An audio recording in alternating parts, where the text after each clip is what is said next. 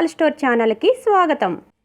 ఈరోజు మనం భీష్మునిపై అంబ పగ అనే విషయం గురించి తెలుసుకుందాం. శంతనుడు సత్యవతిని పెళ్లాడిన తర్వాత 2 కుమారులు కలిగారు. వాళ్ల పేర్లు చిత్రాంగదుడు, విచిత్రవీర్యుడు.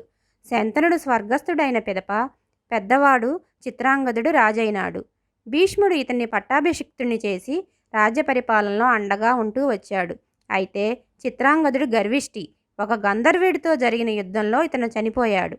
తర్వాత భీష్ముడు విచిత్రవీర్యుని రాజుగా చేసి తానే రాజై సకల వ్యవహారాలు చక్కబెడుతూ వచ్చాడు. విచిత్రవీర్యునికి యుక్త వయసు రాగానే పెళ్లి చేయడానికి ప్రయత్నించాడు భీష్ముడు. ఆ సమయంలో కాశీరాజు తన కుమార్తెలకు స్వయంవరం ప్రకటించడం జరిగింది. కాశీరాజు కుమార్తెలు 3: అంబ, అంబిక, అంబాలిక. 3 చక్కని చుక్కలు. దేశాల రాజులంతా ఆ కుమార్తెల స్వయంవరానికి వెళ్ళాడు. తమ్ముడికి సంబంధం కుదర్చాలన్న తలంపుతో భీష్ముడు కూడా వెళ్ళాడు. అప్పుడు అక్కడ రాకుమారుల మధ్య పెద్ద పోటీ జరిగింది. ఎవరికి వారు కాశీరాజు కుమార్తెలను దక్కించుకోవాలనే ప్రయత్నం సాగిస్తున్నారు. స్వయంవరానికి భీష్ముడు రావటం అందరికీ ఆశ్చర్యం కలిగించింది. ఆయన వయసు ముదిరినవాడు, బ్రహ్మచారిగా ఉంటానని ప్రతిజ్ఞ చేసినవాడు. అలాంటి వాడు ఎందుకు ఈ స్వయంవరానికి వచ్చినట్లు? రాకుమారులంతా రకరకాలుగా చెప్పుకోసాగారు. విచిత్రవీర్యుడి కోసమే ఆయన ఈ పోటీకి వచ్చాడని అక్కడి వారికి తెలియదు. స్వయంవరం జరిగింది. పోటీకి నిలబడిన రాజుల పేరులో భీష్ముడి పేరు కూడా ఉంది. అయితే కాశీరాజు కుమార్తెలు వయోవృద్ధుడైన భీష్ముని వరించలేదు. అప్పుడు భీష్ముడు రాకుమార్తెలను బలాత్కరంగా తన రథం మీద ఎక్కించుకున్నాడు. వీరులైన క్షత్రియులు తమ బల పరాక్రమాలతో ఇలా రాజకన్యలను పొందటం ఆనాటి ఆచారం. భీష్ముడు చేసినప్పుడు ఎందరో రాజులు ఆయనపై యుద్ధానికి వచ్చారు. అయితే వీరాగ్రేసుడైన భీష్ముడు అందరినీ ఓడించాడు. ఆయన శౌర్యం తెలిసిన రాకుమారులేమో పారిపోయారు. అయితే ఇక్కడ ఒక విషయం ఉంది.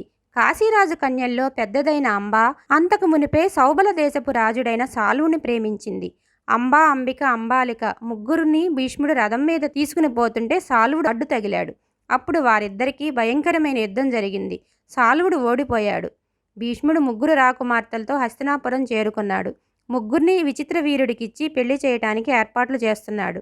అయితే కాశీరాజు కుమార్తెల్లో పెద్దదైన అంబ తన మనసు ఇదివరకే సాలువుడికి అర్పించానని చెప్పింది. అప్పుడు ధర్మజ్ఞుడైన భీష్ముడు అమ్మను తిరిగి సాల్వరాజు దగ్గరకు పంపించి వేశాడు. తక్కిన 2 రాకుమార్తెలు అంబిక, అంబాలికలను విచిత్రవీరుడికిచ్చి వైభవంగా వివాహం జరిపించాడు.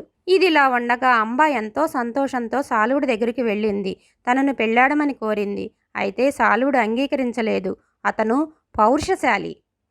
రాకుమారి, అందరూ చూస్తుండగా భీష్ముడు నిన్ను బలవంతంగా ఎత్తుకుని పోయాడు. నిన్ను భార్యగా స్వీకరించను నేను అని పలికాడు. అంబ ఎంత బతిమలాడినా సాలువుడు ఒప్పుకోలేదు. అప్పుడు ఆమె మళ్ళీ భీష్ముడి దగ్గరికి వచ్చింది. విషయమంతా చెప్పింది. ఆమెను పెళ్లాడమని భీష్ముడు తన తమ్ముడిని కోరాడు. కానీ మరొక పురుషుని ప్రేమించిన కన్యను తాను పెళ్లి చేసుకోనని తమ్ముడు విచిత్రవీర్యుడు ఖండితంగా చెప్పివేశాడు. అంబ చేసేది లేక మీరైనా నన్ను పెళ్లాడండి అని భీష్ముని వేడుకొన్నది. అయితే భీష్ముడు, రాకుమారి, నేను బ్రహ్మచారిగా ఉండిపోతానని ప్రతిజ్ఞ చేశాను. ఈ సంగతి లోకంలో అందరికీ తెలుసు. నేనెలా నిన్ను పెళ్లాడేది? ఎలాగైనా సాల్వరాజు దగ్గరికి వెళ్ళి అతన్ని ఒప్పించు అని చెప్పాడు. అంబకు దిక్కు తోచలేదు. భీష్ముని ఒప్పించడానికి అనేక విధాలుగా ప్రయత్నించింది. చాలా కాలం ఆయన భవనంలోనే ఉంది. చివరకు చేసేది లేక విసిగిపోయి సాల్వరాజు దగ్గరికి వెళ్ళి మళ్ళీ అతన్ని ప్రాధేయపడింది. అయినా ప్రయోజనం కలగలేదు. ఇలా భీష్ముడు, సాలువుడు ఇద్దరూ తిరస్కరించడంతో యవ్వనంలో ఉన్న అందాల రాశి అంబ అవమానంతో కృంగిపోయింది. భర్తను పొందలేని ఆడదాని జీవితం వ్యర్థమని విచారించింది. దుఃఖంతో, మనోవ్యధతో తపించిపోయింది. దీనికంతటికూ కారణం భీష్ముడేనని ఆయనపై ఆగ్రహం తెచ్చుకుంది. ఎలాగైనా ఆయన్ను సాధించాలని పంతం పట్టింది. దేశంలో ఉన్న రాజులందరి దగ్గరకు వెళ్ళి వేడుకొన్నది. తనకు అన్యాయం చేసిన భీష్ముడికి తగిన శాస్తి చేయమని కాళ్ళా వేళ్లా పడింది. అయితే మహాయోధుడైన భీష్ముడితో యుద్ధం చేయడానికి ఎవరూ ముందుకు రాలేదు. చివరికి ఆమె అరణ్యాలకు వెళ్ళి ఘోరమైన తపస్సు చేసింది. కుమారస్వామి ప్రత్యక్షమై ఒక తామర పూల మాల ఇచ్చాడు. ఈ మాల ఎవరు మెడలో ధరిస్తే వారు భీష్ముడిని యుద్ధంలో జయిస్తారని చెప్పి అంతర్ధానమైనాడు. ఆ మాల తీసుకుని అంబ మళ్ళీ రాజులందరి దగ్గరికి వెళ్ళింది. కుమారస్వామి ఇచ్చిన ఈ పూలమాల సంగతి చెప్పి భీష్ముడితో యుద్ధం చేయమని అర్థించింది. అప్పటికీ రాజులెవ్వరూ భీష్ముడితో యుద్ధం చేయడానికి సాహసించలేకపోయారు. పాంచాల రాజైన ద్రుపదుడు చాలా బలవంతుడు. అతని దగ్గరకు కూడా వెళ్ళి అంబ ప్రార్థించింది. ద్రుపదుడు కూడా తన వల్ల కాదన్నాడు. అంతటా అంబ ఆ పూలమాలను ద్రుపదుడి కోట సింహద్వారానికి తగిలించి మరలా అడవులకు వెళ్ళిపోయింది. అక్కడ కొందరు మునులు పరశురాముడి దగ్గరికి వెళ్ళమని సలహా ఇచ్చారు. అంబ వెళ్ళి పరశురాముడితో మొరపెట్టుకుంది. ఆయన ఆమెకు అభయం ఇచ్చాడు. పరశురాముడు ఆమెను భీష్ముడి దగ్గరికి తీసుకువెళ్ళి పెళ్ళాడమని అడిగాడు. భీష్ముడు నిరాకరించాడు. అప్పుడు భీష్ముడికి పరశురాముడికి భయంకరమైన యుద్ధం జరిగింది.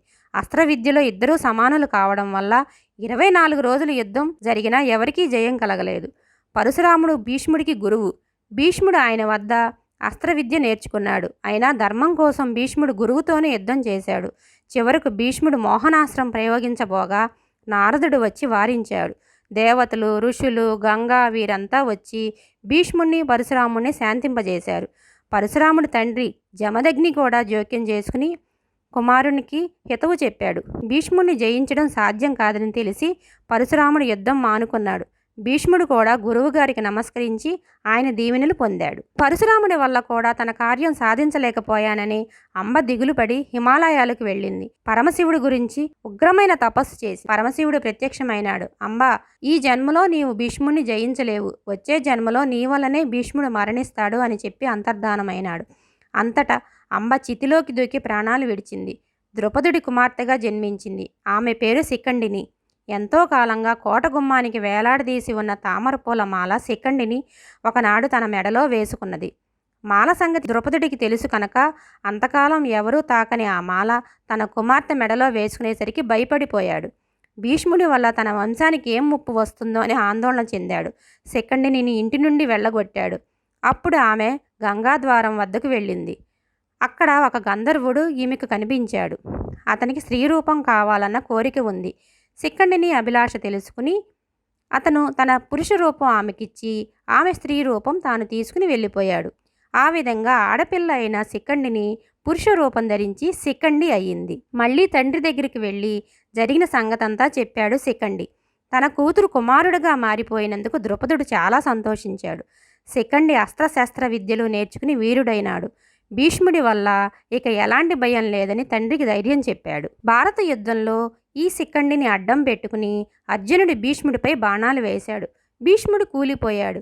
ఆ విధంగా అంబ శిఖండిగా పుట్టి భీష్ముడిపై పగ తీర్చుకుంది. తన పంతం విడవకుండా చివరి వరకు నెగ్గించుకోగలిగింది. కనుకనే ఎవరైనా ఇలా కార్యసాధనకు మొండిగా తుది వరకు పోరాడినప్పుడు అతను మొండి శిఖండి అనే అనడం లోకంలో పరిపాటి అయిపోయింది. ఈ విధంగా అంబ భీష్ముడిపై పగ తీర్చుకోగలిగింది. మరిన్ని విశేషాలతో నెక్స్ట్ వీడియోలో కలుసుకుందాం. ఈ వీడియో కనుక మీకు నచ్చినట్లయితే లైక్ చేయండి, షేర్ చేయండి, సబ్స్క్రైబ్ చేయండి. అలాగే పక్కనే ఉన్న బెల్ ఐకాన్ని క్లిక్ చేయటం మర్చిపోకండి.